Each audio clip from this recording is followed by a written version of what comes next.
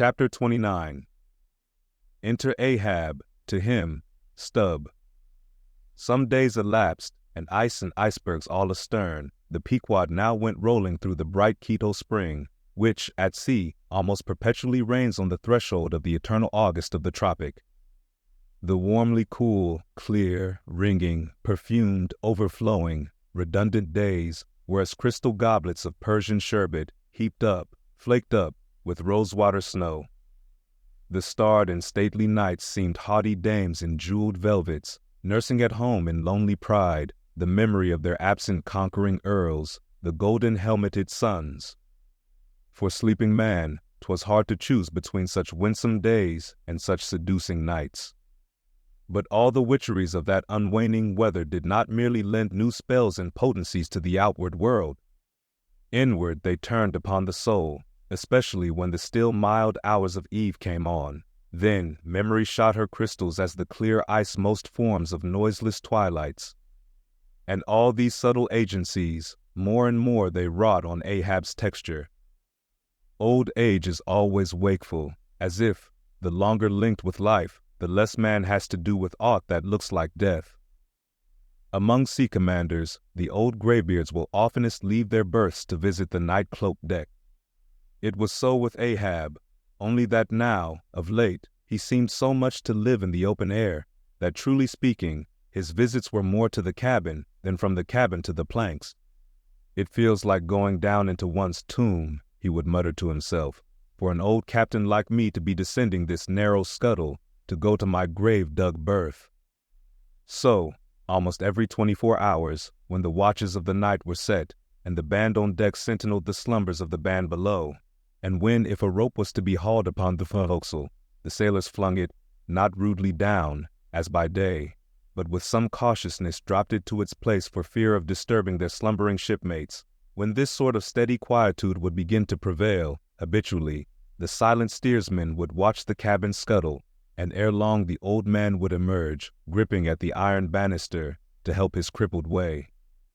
Some considering touch of humanity was in him, for at times like these, he usually abstained from patrolling the quarterdeck, because to his wearied mates, seeking repose within 6 inches of his ivory heel, such would have been the reverberating crack and din of that bony step, that their dreams would have been on the crunching teeth of sharks. But once, the mood was on him too deep for common regardings, and as with heavy, lumber-like pace he was measuring the ship from taffrail to mainmast, Stubb, the old second mate, came up from below, with a certain unassured, deprecating humorousness, hinted that if Captain Ahab was pleased to walk the planks, then, no one could say nay, but there might be some way of muffling the noise, hinting something indistinctly and hesitatingly about a globe of tow, and the insertion into it of the ivory heel. "Ah, Stubb, thou didst not know Ahab then." "Am I a cannonball, Stubb," said Ahab, "that thou wouldst wad me that fashion? But go thy ways, I had forgot. Below to thy nightly grave, where such as ye sleep between shrouds, to use ye to the filling one at last. Down, dog and kennel." Starting at the unforeseen concluding exclamation of the so suddenly scornful old man, Stubb was speechless a moment, then said excitedly, "I am not used to be spoken to that way, sir. I do but less than half like it, sir." "Avast!" gritted Ahab between his set teeth, and violently moving away, as if to avoid some passionate temptation. "No, sir, not yet," said Stubb, emboldened. "I will not tamely be called a dog, sir." "Then be called 10 times a donkey, and a mule, and an ass, and be gone, or I'll clear the world of thee." As he said this, Ahab advanced upon him with such overbearing terrors in his aspect that Stubb involuntarily retreated. "I was never served so before without giving a hard blow for it," muttered Stubb, as he found himself descending the cabin scuttle. "It's very queer. Stop, Stubb. Somehow now, I don't well know whether to go back and strike him or, what's that, down here on my knees and pray for him." Yes, that was the thought coming up in me, but it would be the first time I ever did pray. It's queer, very queer, and he's queer too. Aye, take him fore and aft, he's about the queerest old man Stubb ever sailed with. How he flashed at me, his eyes like powder pans. Is he mad? Anyway, there's something on his mind, as sure as there must be something on a deck when it cracks. He ain't in his bed now either, more than 3 hours out of the 24, and he don't sleep then.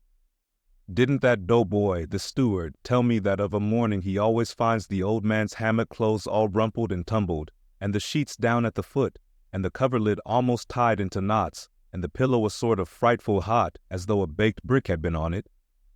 A hot old man. I guess he's got what some folks ashore call a conscience. It's a kind of tick-dolly row, they say, worse nor a toothache.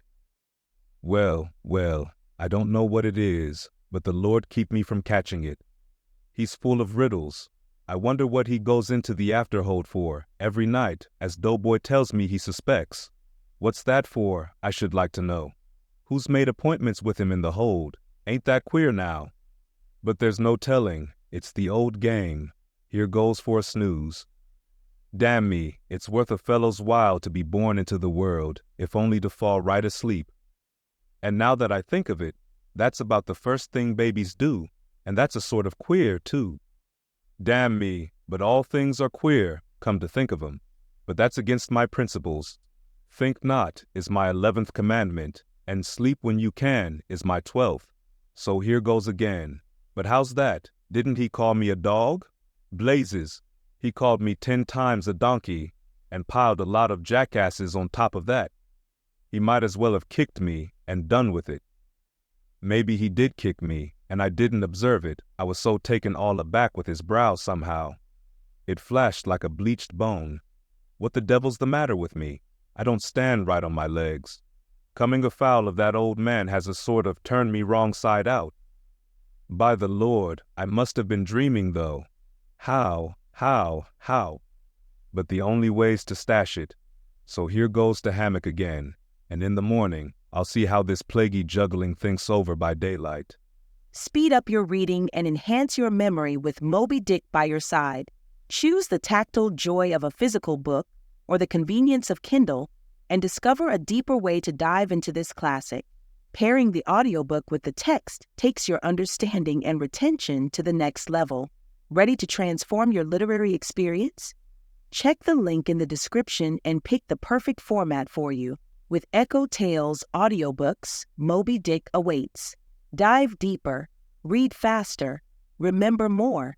Get your book now.